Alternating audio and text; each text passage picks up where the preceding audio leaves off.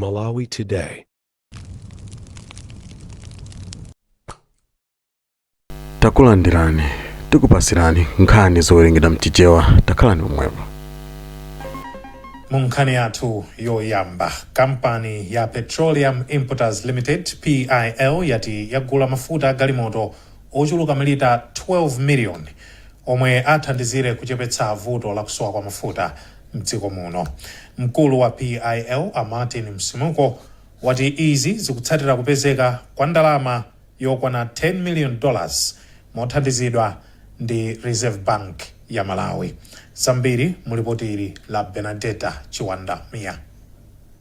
Msimuko ati pa malita 12 miliyoni amafuta omwe agulidwa, malita 8 miliyoni ndi apetulo ndipo 4 miliyoni ndi mafuta a dizelo. Iwo anati mafuta awa ayamba kale kubweretsedwa mdziko muno kuchokera lachitatu pa 5 Februwale ndipo petulo ochuluka 1.2 million liters wafika mdziko muno. Koma Msimuko ati kupitilira kusowa kwa ndalama zakunja kwadzetsa mavuto pa ntchito yoyitanitsa mafuta kuchokera ku mayiko akunja, zomwe zikuchititsa kuti kampani isamafikire gawo la mulingo wa mafuta omwe limayenera kuyitanitsa. Iwo anafotokozanso kuti kampani imafunikira ndalama zosachepera $20 million pa mwezi kuti ithe kuyitanitsa mafuta pa mlingo woyenerera, koma ndalamazi zakhala zisakufikira mlingowu. Poyankhulapo nduna yona zamphamvu a Ibrahim Matola atsimikizira kudzipereka kwa boma poonetsetsa kuti kampani zoyitanitsa mafuta zikupeza ndalama zakunja zogwirira ntchitoyi. Mbuyomu boma lidalengeza kuti lalembera mayiko 5 pofuna kukhazikitsa ndondomeko ya boma ndi boma yogula mafuta, ndipo pa izi Amatola ati zokambirana pa chikonzerochi zafika kumapeto. Mwezi wa Januwale boma linayitanitsa mafuta malita 51 miliyoni omwe linagula ku Abu Dhabi pa ndondomeko ya boma ku boma kudzera ku dziko la Kenya. Chipani cha Democratic Progressive DPP chati chipani cha MCP chisiye kumalengeza zitukuko zomwe zidachitika ndi boma la DPP kumachitira kampeni ya boma la MCP. Chipanichi chati boma la MCP lichotse zikwangwani zomwe layika m'mizinda ndi m'matauni zoonetsa zitukukozi. Samkalimira wadza ndi nkhani yonse. Wachiwiri kwa mtsogoleri wa chipani cha DPP ku chigawo cha kumpoto wa Japi Muhango anayankhula izi pa msonkhano omwe anachititsa pamodzi ndi akuluakulu ena a chipanichi ku dera la Tukombo kumwera kwa boma la Nkhatabe. Muhango anapereka chitsanzo cha zitukuko ngati za jete ya Likoma, kumanganso msewu wa M1, ntchito ya madzi a ukhondo ya Nkhatabe komanso Karonga ngati zina mwa zitukuko zimene akuti ndalama zake lidapeza ndi boma la DPP. Ayika sikongoni mtauni akuti boma la MCP lamanga jete ku Likoma. Ndi jete kiti jeti yanaka panga lonje ndine ndi tuna transport ndi mtakataka mdziko muno pa 27 March 2019 ndi iwo jeti apeza mimba ndakuti mwana ngwanga iyai chituko cha Professor Peter Mutharika Umombe University atani akuti amanga pomafika musepeti pa chaka chata akatasekulira ndipo pomombe oro block ndi mosomba libe ochimbuzi palibe. Iwo kenaka anapempha anthu omwe anabwera ku msonkhanowu kuti adzavotera Peter Mutharika ngati akufuna kuti zitukuko zina ngati kupitiriza kumanga kwa University ya Mumbai kupitirire, ponena kuti boma la MCP lalephera kumalizitsa. Komano wapampando wa chipani cha Kongresi ku chigawo cha kumpoto wa Joseph Chavula anati boma la DPP lidangoyika miyala ya maziko zitukuko zambiri zomwe akuti sidakwaniritse. Achavula anena kuti mtsogoleri wa dziko lino achakwera akwaniritsa zitukuko zina, ndipo anena kuti n'chifukwa chake anthu akuyenera kuti adzavoterenso pa chisankho chikudzachi. Pa msonkhanowu gavanala wa chipani cha DPP ku chigawo cha kumpoto a Christopher Mzomera Ngwera anapempha andale kunena kuti asamayikane malire malo ochitira misonkhano, ponena nkutero nkuphwanya ufulu wa demokrasi. Mafumu atsekeredwa kuno ku Tukombo ku Nkhatabe South kwatenga kwatolera wonse mafumu ndi ena omwe amene sadalumbiritse pa ufumupo awatolera wonse awatsekera mchipinda kuti asabwere ku msonkhano wa DPP. Komanso ena amagayira ndalama anthu kuti asabwereko. Pa msonkhanowu chipani cha DPP chinalengeza kuti a Elina Manda komanso a Edwin Banda ndomwe akapikisane ku chisankho chachipulula cha chipanichi. Mu nkhani zina, kuchuluka kwa ndalama zomwe amalawi okhala maiko akunja amatumiza ku dziko lino kwachepa kufika pa $112.5 million chaka chatha kuchoka pa $300 million chaka cha 2021. Izi ndi malinga ndi bungwe la Malawi Economic Monitor pansi pa World Bank. Zambiri mulipoti ili la Taonga Sabola. Malingana ndi World Bank, kuchuluka kwa ndalama zimene amalawi amalipiritsidwa akafuna kutumiza ndalama kumudzi, komanso kusiyana kwa mitengo ya pakati pa nsika wa chinyengo komanso nsika ovomerezeka zachititsa kuti amalawi ambiri asamatumize ndalama kugwiritsa ntchito njira zoyenera. Ndipo mmodzi mwa akatswiri azachuma amene akukhala ku Scotland, Averi Nyilongo, ati amalawi amakumana ndi mavuto ambiri pofuna kutumiza ndalama ku dziko lino. Mtengo umene anthu akunja amatumizira kugwiritsa ntchito timati black market ikupezeka kuti ndi yabwino kuposa mtengo umene akugwiritsa ntchito akati atumize kudzera njira iyi ya banki. So chifukwa cha chimenecho akagwiritsa ntchito banki akumapezeka kuti akumalandira ndalama zochepa ku Malawiko akatumiza kuno, pamene black market akumapezeka kuti ndalama zimene zikulandira kumeneko ndi zambiri. Ndiye zimenezi zikupangitsa kuti anthu aku diaspora kapena anthu akunja azigwiritsa ntchito kapena azisankha kugwiritsa ntchito njira ya black market. Ngakhale kuti nthawi zina njira ya black market pamakhala ya yoti ili kwambiri safe. Mwezi wa April chaka chatha, kazembe wa dziko la Malawi ku United States Justice Esme Chombo adati amalawi amakumana ndi mavuto ochuluka akafuna kutumiza ndalama kumudzi. Ndapita ku South Bend, ndapita ku Atlanta, ndapita ku California kuno, ndabwerako kangapo kucheni ku Texas kuno. Vuto limene amanena ndi chimodzimodzi. Akunena kuti kutumiza ndalama kumudzi si vuto, koma kuti ndalama zichatsopano tikachite withdraw kapena kuti tikatenge ku banki zimavuta chifukwa chonena kuti amatiletsa kunena kuti sitingatenge ndalama zija m'madola, ngakhale kuti kuno ndalamayo tinachita deposit m'madola. Ndiye tsopano anthu m'malo monena kuti ndalama ija ayipereke kupyolera m'mabanki mwathu, boma la Malawi lipindule ndalama ija amayendetsa njira zodziwa wokha. Maiko ambiri muno mwa Africa amadalira kwambiri ndalama zimene anthu a dziko koma kugwira ntchito kunja amatumiza. Mpingo wa Salvation for All Ministries wauza Malawi kuti asataye mtima pomwe dziko lino likumana ndi mavuto azachuma.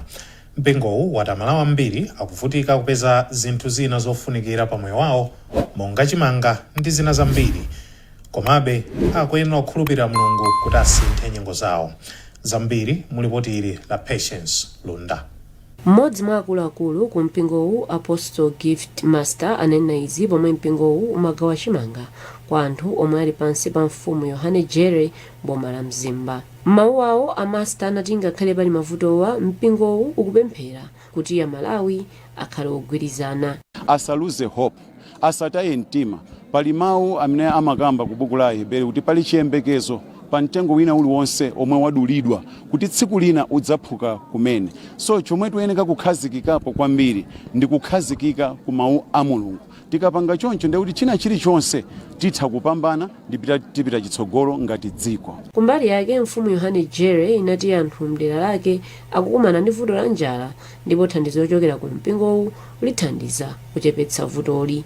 Jerry anaonjezera kuti mipingo ina nayo itengerepo phunziro pa zomwe mpingowu ukuchita ndi cholinga choti anthu ambiri athandizidwe. Nyengo ino ya February kunena chungamo njala ili paliponse tikumamva ma social media malo siyana kuli njala, ndikwabwino ndithu sangodikilira boma lokha kuti tibwere komano ife ngati mipingo ma organization tibwere tithandize boma pamene mwina likulekezera tithandizirepo nafe. Mmodzi mwa anthu amene anapindula nawo kuthandizoli Akonse Gondwe anati thandizoli lafika mu nthawi yake pamene mabanja ambiri akukumana ndi njala.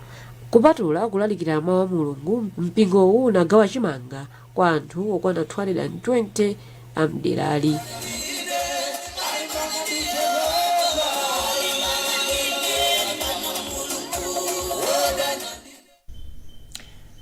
munkhani ngati yomweyi amalawi awalimbikitsa kuti asataye mtima koma ndi chikhulupiriro achilimike muzochita zawo kuti athandizire kukonza mavuto omwe dziko lino likukumana nawo padakali pano. Mbusa Chris Suya wakachisi wa Beraka ku Blantyre pansi pa mpingo wa Assemblies of God wapereka pempholi la Mulungu pamene amakhazikitsa mutu omwe mpingowu uyendere mchaka cha 2025 omwe ndikuyenda mchikhulupiriro chozama.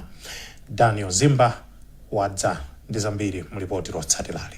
Pambali pokhazikitsa mutu wa chaka chino, abusa asuya anakhazikitsa ulaliki wawo pakulimbikitsa anthu kuti adzikhululukirana, kuthandizana komanso kuti asamasungirane mkwiyo. Iwo anatsindikanso zakufunika kwa chikhulupiriro chozama pothana ndi mavuto omwe anthu amakumana nawo mdziko muno tsiku ndi tsiku.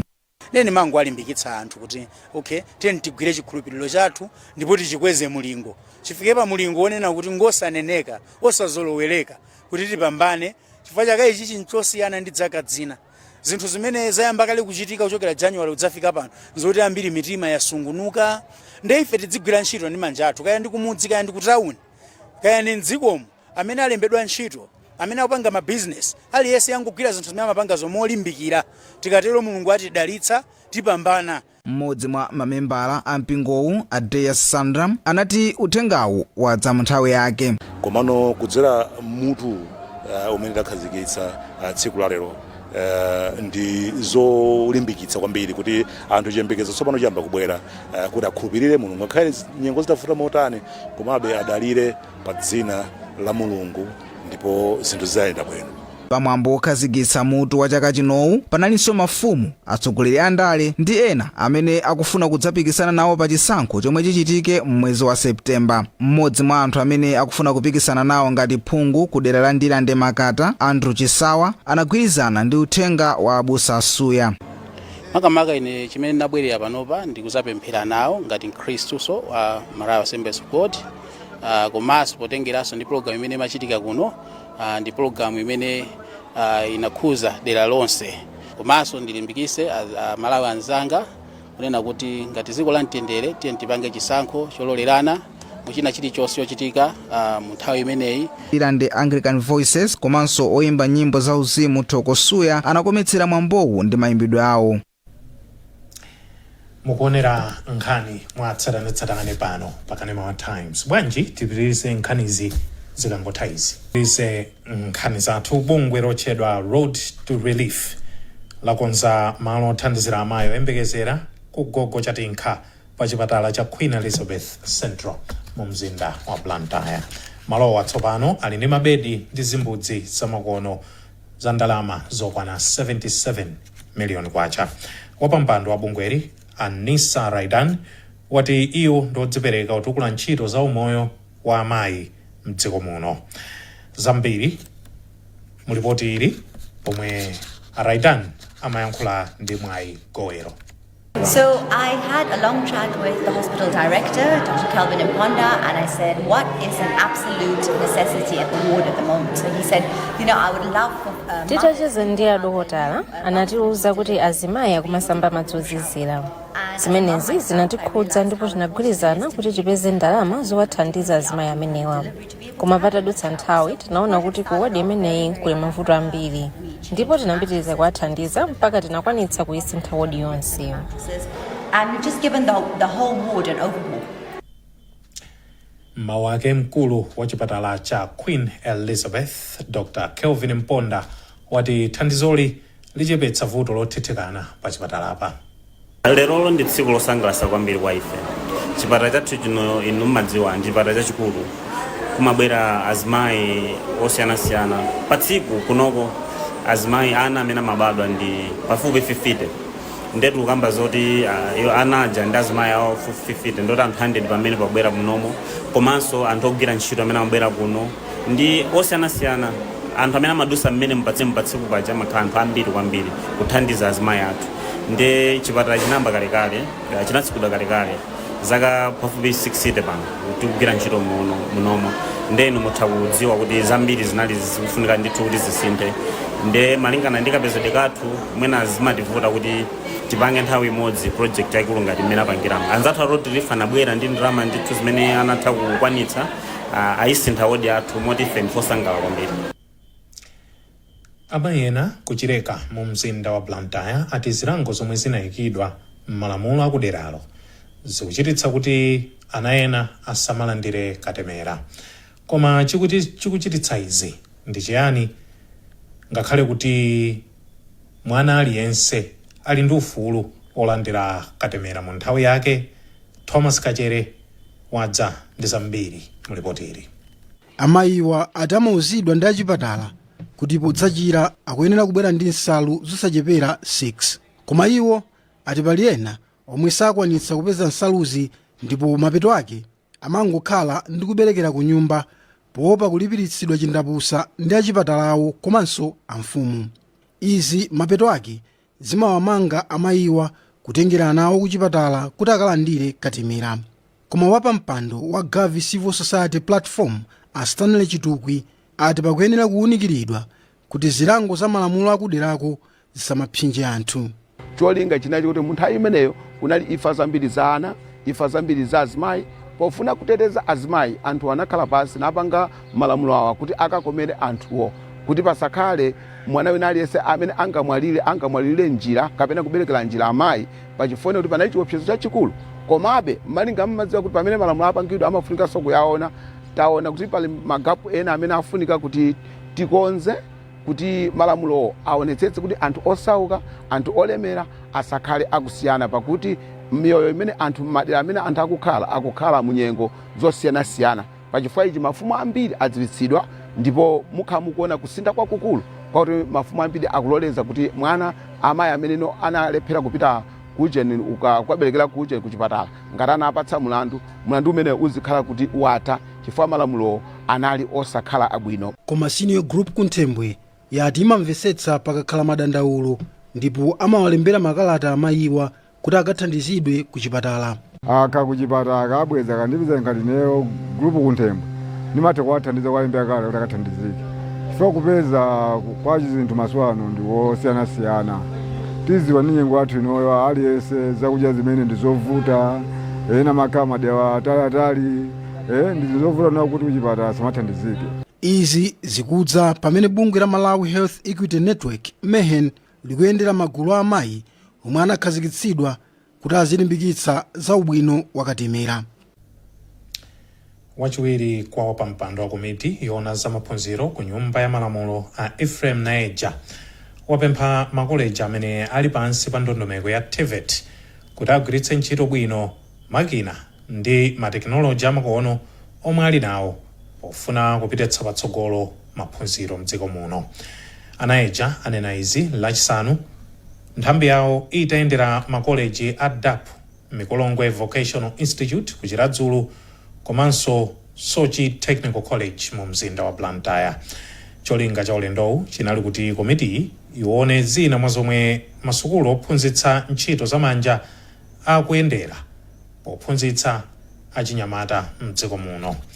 Tili nzambiri mulipotiri. Polankhula pambuyo pa ulendowu, Anaeja alimbikitsa makolejiwa kuti agwiritsa ntchito makina amakono ndi matekinoloji omwe ali nawo kuti apititse patsogolo luso kwa ophunzira. Ngati aphunga wa nyumba ya malamulo education timadzaona kuti ma institutions awiri amenewa awita zotani. Ndiye tabwera kuno taona kuti pali zambiri zofuna kuti zigwiritsidwe ntchito, zambiri zoti achite. Tinakaona room imene amapanga printing materials komano machine angokhala sapanga print. Wakuafunsa akuti chifukwa kuti palibe compressor yoti machine andogwira ntchito komanso pali machine ena imene akudwa donated ndi mainstitute akunja kwakhala 5 years machine osagwira ntchito ati aphunzitse zimene aphunzire kupanga operate machine palibepo. Wapampando wa bodi ya TVETA Apyo Katembo atsindika za kuzipereka kwawo poonetsetsa kuti sukulu zaluso zikulandira ukadaulo woyenera kuti uthandizire chitukuko cha dziko. Cholinga chenicheni chinalonera kuti aku parliament akhale chitutu choyenera kuti kodi matekino college mwathu muli bwanji komanso tinapanga kuti akhale ndi comparison kuti pakali panopo ma technical college amene ali a private ndi aboma akusiyana bwanji magwidwe awo antchito ndi chifukwa iwo aja ndi amene ali ndi mandate yonena kuti akhale ndi oversight yomwe tikuona ifeyo zimene tikuchita komanso ndi mmene ma technical college akuyendera ndiyenera kuti asamangomva iyayi koma abwere pa ground ndikuzaona okha zimene zabwino zambiri zimene tiveta ama technical college akuchita komanso ngati pali ma challenges osiyanasiyana kuti tikafikira iwowo azitha kutithandiza. komiti iyi idayendera makoleji a DAP Mikolongwe Vocational Institute ku Chiradzulu komanso Soch Technical College mu mzinda wa Blantyre.